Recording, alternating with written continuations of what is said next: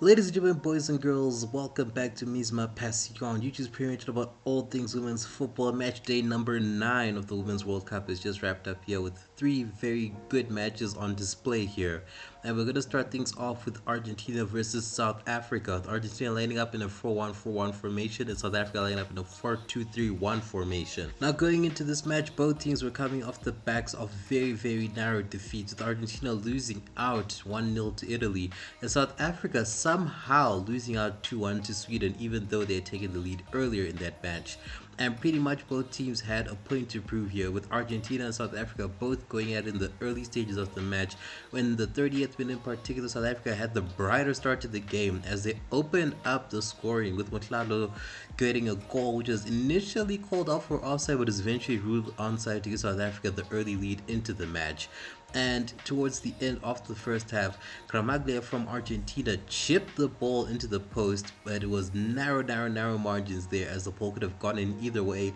but it went out for a quick South Africa counter, which Kgatlana scored, but unfortunately this time around was deemed to be completely offside to give South Africa the lead going into the second half of the game here. And the attacking intensity only increased in the second half of the game, as soon after the kickoff had commenced, South Africa were on the attack again, and Kgatlana missed a sitter of an opportunity to double the lead for Banyana, but unfortunately it would still be 1-0, and the Argentines would respond soon enough, where they had their own attempt at goal, but Nunes just unfortunately could not finish off, as she was faced off with the keeper one-on-one and she just blasted her effort wide. But very soon in the 66th minute of the game, Kgatlana would make sure that the third time was the charm, as she finally got a goal off a ground cross to give South Africa the double to make sure that there would be 2 up going into the rest of the second half. And it was from this second goal that the dramatics of this match really came to life, as in the 74th minute, South Africa were put on the back foot as a wonder shot by Brown was scored from well outside the box to give Argentina the goal and to pull themselves back into the game with just over a quarter of an hour left to go. And it would prove to be decisive there for Argentina, as South Africa suddenly lost their nerve, as just 5 minutes later Argentina from nowhere would equalize and make sure that there would be 2-2 going into the rest of the second half, after Nunes scored off the back of a header from a Rodriguez cross. And despite very good attempts in the last 11 minutes plus added time of the second half, neither team could find the winner, as the match would ultimately finish a draw with 2-2 to both South Africa and Argentina, with the teams sharing the points, Argentina getting their first points of the tournament as well as South Africa. To some extent, Argentina will be proud of their performance here against South Africa. Obviously they did come back to get a point from this game, but they will definitely rue some of the opportunities that they received in the first half. South Africa themselves, they were by far the better of the two for large periods of the game, particularly in the first half, and they, out of everyone else, will be the most disappointed team, not only in their group but probably in the whole tournament, considering that they've blown 2 leads in a row here. They've gone and lost against Sweden, and now they've gone and drawn against Argentina. A lot of questions must be asked of the team and potentially the management as well, on how they failed twice in a row now to see out a game, especially from a very advantageous position. Granted, when the game against Sweden was being played, South Africa were only up by 1 goal, but here they had a 2-goal cushion for a large period of the game, and they just failed to see the game out, even though they should have won it. And this is especially considering that when South Africa competed in the women's AFCON just last year, they were doing a much more better job of finishing off games and making sure that the opposition would not get a chance to get back in, especially when South Africa had led the match. So a lot of questions must be asked, and hopefully going into their final game here of Group G, they can eke out a win, which they are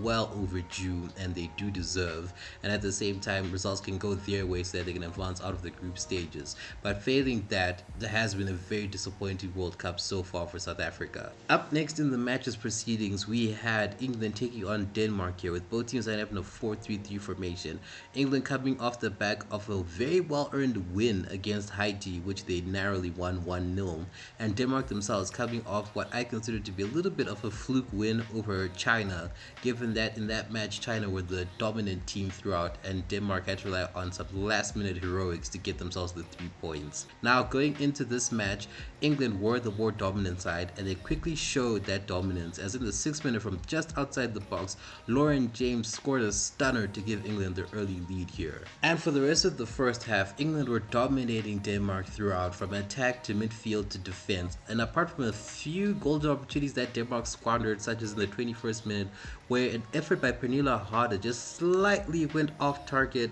and the 25th where Manson slightly hit the ball over the bar, Denmark completely looked off the pace going to the second half, and England themselves were to rue some golden opportunities that they had themselves to put the game to rest. And just like in the second half of their previous game, Denmark woke up from their first half malaise and gave England a competition as they looked to get back into the game and onto the score sheet to give themselves a fighting chance against the reigning European champion. And a very good example of this malaise being shaken off by the Danish women is in the 86th minute where Damsgaard had a header denied just narrowly by the post as she had beaten her defender and beaten the goalkeeper, but unfortunately was not able to convert. And unfortunately this will be the best effort of the game here for Denmark, as at the end of the full 90, England would run out as 1-0 winners yet again. This win by England was a much more concerted and dominant performance in comparison to their match against Haiti, as they were looking a threat from the beginning to the end of the match,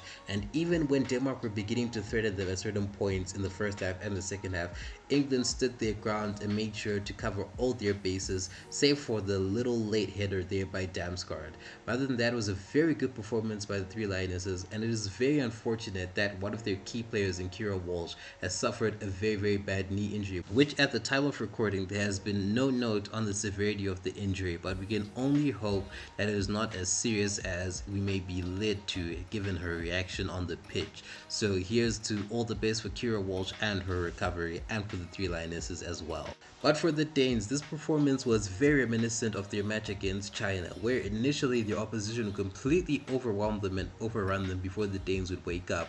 Unlike the match against China, Denmark were unlucky to get away with it this time, as England made sure to score early, and then from that point forward, Denmark had nowhere to hide or nowhere to run, even though they looked like they were about to pull off another set of last minute heroics with Damsgaard's header. And this is a very worrying trend across these last two matches, as even though Denmark are second place with 4 points, they are skating on what is essentially thin ice here, as even if they are to manage to reach the knockout stages of the Women's World Cup, the opposition that they face will be much more tougher than the likes of England or China, and as a result they could face another early exit should they not be able to get themselves right off the mark the minute the first whistle goes off. The final match of the day was rounded out by China versus Haiti, with both teams lining up in a 4-2-3-1 formation, with the major news coming out before the match that Melody Dumournet, the young Haitian starlet, was going to be out of the starting 11 due to a knock that she sustained in training. However, she would make the substitutes bench and would eventually make an appearance in the second half of the match. And for the first 30 minutes of this match, it'll be China taking strong control here as they look to get themselves off the mark and get themselves a win off the back of that harrowing loss against Denmark. But unfortunately for the Chinese, the Haitian team was unfortunately not going to relent, as they had some very strong defensive astuteness on display, with special mention going out to Louis, who put in a very strong defensive shift for the entirety that she was on the pitch for. And fortune seemed to shine brightest for the Haitian squad, as even though they were without their young starlet, luck seemed to favor them, as in the 29th minute there was a red card for Zhang, who was sent off for a very poor tackle here with her studs up, and China were down to 10 women on the pitch against Haiti's 11. And after this incident, Haiti would be the team on the attack and China the team on the defense, as there were some very good opportunities that were carved up by the Haitians, particularly in the 42nd minute where Mondesir seemed to be on goal and she scored, but unfortunately her goal was ruled off for offside. And going into the second half of the match, it would still remain 0-0 to both sides. And in the second half, Haiti would pick up where they left off, as some very good efforts in the 61st minute by Montlouis and Mondesir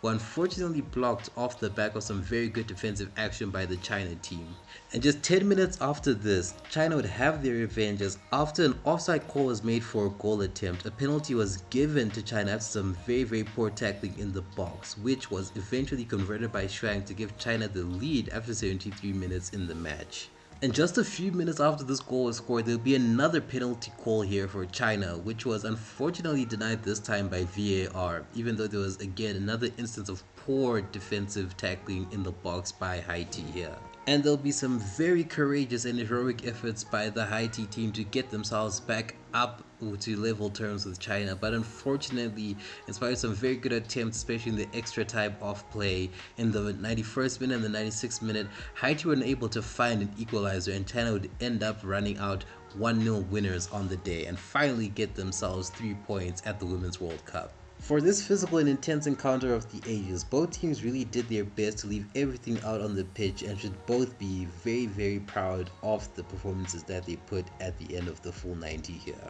For the Haitians, it's very unfortunate that at the second time of asking, they were yet unable again to show something for their efforts, despite them being the better team in certain periods of time throughout the game. But for the Chinese team, who eventually did run out winners, they did a very good job in showing their elite resilience, given that they were a player down for the majority of the game, and they were well remunerated for their resilience by ending the match with 3 points and a win in their World Cup campaign. And those are the things that we learned today from today's match day at the Women's World Cup here. There's some very fantastic games on show tomorrow with the likes of France and Brazil going head to head. But other than that, if you like this video, please make sure to like, share, and subscribe, and I'll see you in tomorrow's video.